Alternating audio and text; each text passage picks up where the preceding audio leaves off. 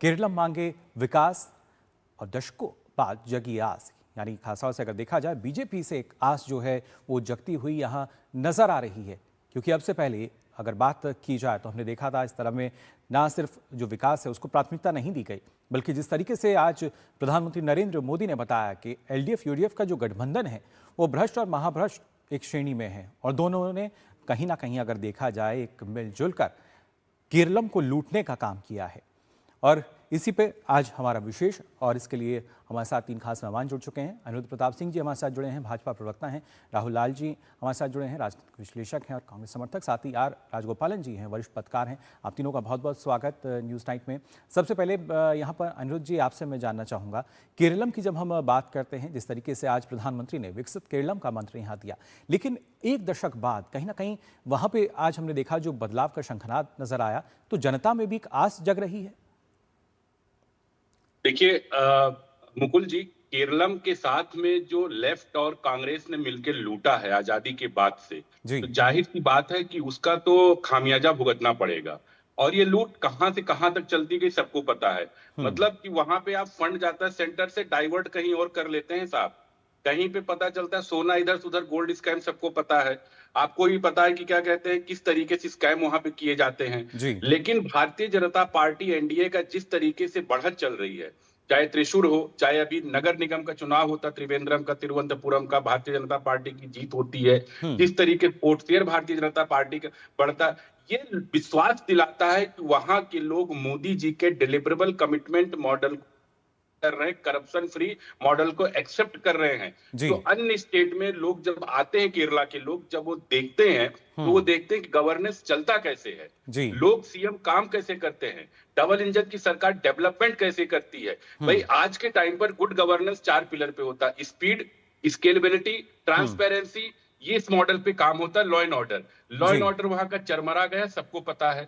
वहां पे काम कितने रुक रुक के चलते हैं। वहां भारतीय जनता पार्टी मोदी जी की सरकार ना होने के बावजूद भी, चाहे कोच्चि का मेट्रो का प्रोजेक्ट दिया जाता है, चाहे कोच्चि इंटरनेशनल एयरपोर्ट लिमिटेड के लिए लेकिन सवाल यही है, आखिर विकास में जो रुकावट है वो कहां से आई? राहुल लाल जी, आप किस तरीके से देखते हैं इसको? क्योंकि एलडीएफ यूडीएफ की अगर बात की जाए, प्रधानमंत्री ने तो आरोप लगाया कि दोनों की साझेदारी से ही कहीं ना कहीं जो राज्य के नागरिक हैं उनको लूटा जा रहा है, केरलम को लूटा गया है। मुकुल जी, प्रधानमंत्री तमाम ये आरोप लगा रहे हैं। चुनाव होने वाले हैं, चुनाव प्रचार करने के लिए हर पार्टी को जाना चाहिए लेकिन अभी बताया जा रहा था कि भारतीय जनता पार्टी का वोट शेयर बढ़ रहा है। अरे भाई, भारतीय जनता पार्टी का एनडीए गठबंधन का 19% जो है कि वोट शेयर था लोकसभा चुनाव में, अभी स्थानीय निकाय में 15% पे पहुंच गए। और सबसे महत्वपूर्ण चीज, भारतीय जनता पार्टी जो सीटें जीतती हैं, 2016 में इनके एकमात्र विधायक निमम से चुनाव जीते, 2021 में वो भी चुनाव हार गए।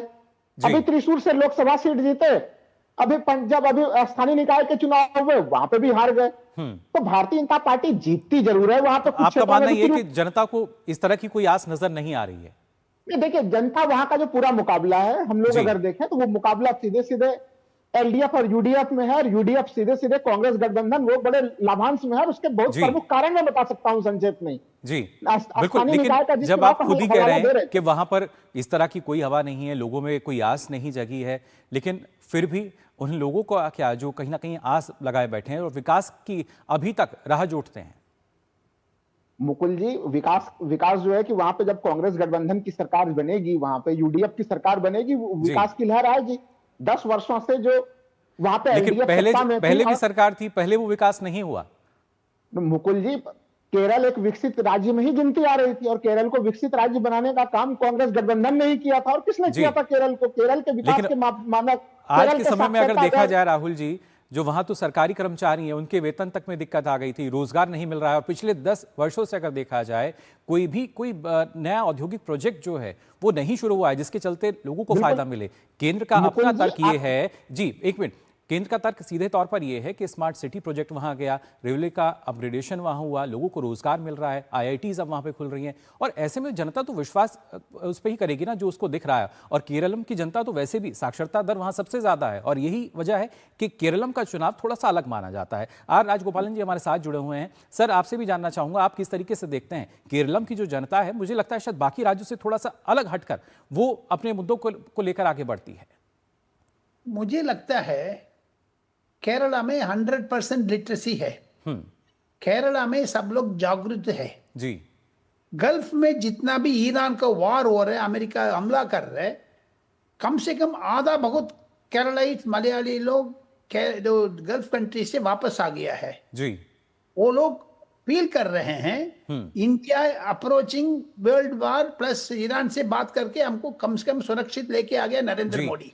5 लाख से ज्यादा लोग सुरक्षित ना हैं 28 फरवरी से लेके अगर आज तक की हम बात करें तो हम कम से कम 6-7 लाख का आ गया है जी। मोदी पिछले 10 साल से प्रधानमंत्री साहब जो भी विदेश जाते हैं प्रवासी भारतीय से बात करके उधर लोकल प्रवासी का कम से कम गल्फ में 18 बार किया है नरेंद्र मोदी ने पिछले 10 साल में। उधर प्रवासी भाषा में जो भारतीयों का लोकल में जितना भी विकास जिधर भी होते हैं उधर भी करना है, लेकिन अभी ग्राउंड लेवल में देखेंगे कांग्रेस का बड़ा जरूर है लोकल लेवल पर, लेकिन मुझे लगता है तो कांग्रेस सीपीएम का जो कह रहे हैं नरेंद्र मोदी साहब जो ये टीम बी टीम वगैरह करके सीपीएम कहते हैं कांग्रेस बीजेपी ये टीम बी टीम करके, लेकिन ये कंफ्यूजन में फर्स्ट टाइम ये मुकुल जी फर्स्ट टाइम केरला पॉलिटिक्स में तीसरा मोर्चा आ गया है, ये राजीव चंद्रशेखर का श्रेय है जी। क्रिश्चियंस मुस्लिम्स कांग्रेस के पास है, सीपीएम मुस्लिम को पास है, बीजेपी हिंदू का पास है, ये द्विधीकरण हो गया है, पोलराइजेशन हो गया है। मुझे एक चीज बताना चाहता हूं, वेस्ट बंगाल त्रिपुरा तमिलनाडु ये चीज तमिलनाडु में जो 50 किलोमीटर भी नहीं है केरला से तमिलनाडु, उधर सीपीएम कांग्रेस इकट्ठा है, इधर जाओ तो दुश्मन है, एक जगह पर कुश्ती एक बार मस्ती दूसरा जगह पर दोस्ती। बिल्कुल, और ये तो कई राज्यों में हमने पहले भी देखा है राजगोपाल जी। सेकंड थिंग जो केरला में कांग्रेस सत्ता में आने का जो मुकाबला कर रहे हैं, लेकिन उसमें गुटबाजी बहुत है, केसी वेणुगोपाल का खिलाफ प्रदर्शन है, उनके खिलाफ दूसरा, जैसे पंजाब में अमरिंदर सिंह बार बार आ गया था, राहुल गांधी ने जो गोल्डन एग देने वाले था उसको बकरी को मार दिया है। बिल्कुल, तो ये कई ऐसी बड़ी वजह हैं जिनके चलते हम देखते हैं स्थिति में एक बदलाव नजर आता है। राहुल लाल जी, पहले आपसे मैं जानना चाहूंगा आखिर क्या वजह है कि कहीं पर एक साथ चुनाव लड़ा जाता है और फिर हम देखते हैं कि फिर एक दूसरे के सामने चुनाव लड़ते हैं। क्या मंशा रहती है कि एक ही टीम और बी टीम जो है वो आपस में ही बांट ली जाए? नहीं मुकुल जी, देखिए ये ए टीम और बी टीम के बातों को तो केरल की जनता स्वीकार नहीं कर रही और वो हम लोगों को निकाय चुनाव में दिखा। अब सबसे महत्वपूर्ण चीज देखिए, राष्ट्रीय स्तर पर तो हम लोगों ने देखा आम आदमी पार्टी भी जो है कि वो उसके साथ भी जो है कि इंडिया अलायंस में कांग्रेस आम आदमी पार्टी साथ में थे, लेकिन पंजाब के चुनाव अलग जीत लड़े गए वहां पे लोकसभा चुनाव में और वो परिणाम भी हम लोगों ने देखे हैं जी। सबसे लेकिन राहुल जी, क्या वजह रही कि कांग्रेस का हाथ हर कोई छोड़ता चला गया? कई राज्यों के उदाहरण हमारे सामने हैं। नहीं देखिए, उसके ऊपर तो आएंगे, लेकिन अभी पहले तो मैं केरल के मामले पे आ जाऊं। केरल में कांग्रेस गठबंधन बिल्कुल बढ़त में है मुकुल जी। मैं बता दूं कि केवल अगर तिरुवनंतपुरम के खुशी में भारतीय जनता पार्टी को लग रहा है कि वो वहां पे सरकार बना लेगी, तो ये तो देखिए केरल की जो भी जनता भी देख रही होगी टीवी के कार्यक्रम को, वो भी मेरे इस बात से सहमत हो रही होगी कि तिरुवनंतपुरम ही पूरी केरल नहीं है भाई। वो निकाय के चुनाव में जीता, बहुत बहुत बधाई इसके लिए भारतीय जनता पार्टी को जी। लेकिन बीजेपी के लोग इस सवाल का उत्तर नहीं दे पा रहे हैं कि केरल के लोग जब भी उनको टेस्ट करते हैं, ट्रायल लेते हैं बीजेपी को, उसको उसके बाद अस्वीकार कर देते हैं। 15% वोट शेयर है भारतीय जनता पार्टी के पास, 15% वोट शेयर, और या फिर मैक्सिमम लोकसभा चुनाव में 19% का वोट शेयर रहा जी। उसके आधार पर क्या आप राज्य में सरकार बना लेंगे? चलिए, बिल्कुल अनिरुद्ध जी हमारे साथ हैं, मैं उनसे ही जान लेता हूं। अनिरुद्ध जी, किस तरीके से आप देखते हैं वोट शेयरिंग का जिक्र राहुल यहाँ कर रहे हैं कि जो वोट शेयर है वो अपने आप में बता रहा है और ये कहीं ना कहीं जनता का जो जनादेश है वो उसकी बानगी नजर आती है, लेकिन इसके साथ साथ बदलाव की बानगी की भी हम बात कर रहे हैं। किस तरीके से आप देखते हैं, आखिर क्या वजह है कि जनता को अब आज लगेगी यहाँ बीजेपी से? मुकुल जी, इसका 2 पार्ट करना होगा। एक पार्ट होगा कि भारतीय जनता पार्टी मोदी जी के नेतृत्व की केरलम की जनता स्वीकार क्यों करेगी और वहां करंट गवर्नमेंट को रिजेक्ट क्यों करेगी। उसका एक एग्जाम्पल है, बड़ा मस्त एग्जाम्पल है।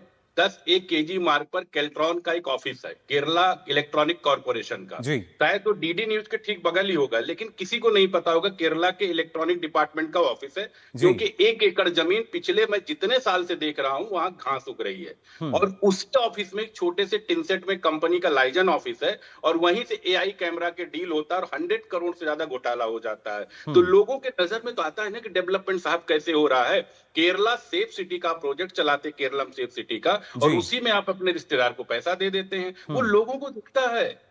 लोगों को दिखता है करप्शन कैसे। पद्मनाभ मंदिर है, राजगोपालन जी बहुत बेहतर बताएंगे। पद्मनाभ मंदिर जो है विश्व में शायद सबसे अमीर मंदिरों में से एक है। आप हिंदुओं के पैसा लेते हैं और गैर हिंदुओं के डेवलपमेंट के लिए पैसा लगाते हैं। तो एक मुस्लिम अपीजमेंट का जो आप पे टैग लगा, करप्शन का जो टैग लगा, और जो लोग कहते हैं कि लेफ्ट कांग्रेस यहाँ साथ या वहां लग, कुछ नहीं है। ये सब चोर चोर मौसेरे भाई हैं। जब इनकी दुकान लुटती है तो एक दूसरे को गाली देते हैं, जब इनकी दुकान में चलिए वो तो एक अंदरूनी मामला, उसमें हम नहीं जाएंगे। राजगोपालन जी, आपको क्या लगता है, क्या जो मुद्दा है वो विकास वहां पे हमें सबसे ऊपर नजर आएगा, या और भी जो स्थानीय मुद्दे हैं उनको लेकर जनता वोट करेगी?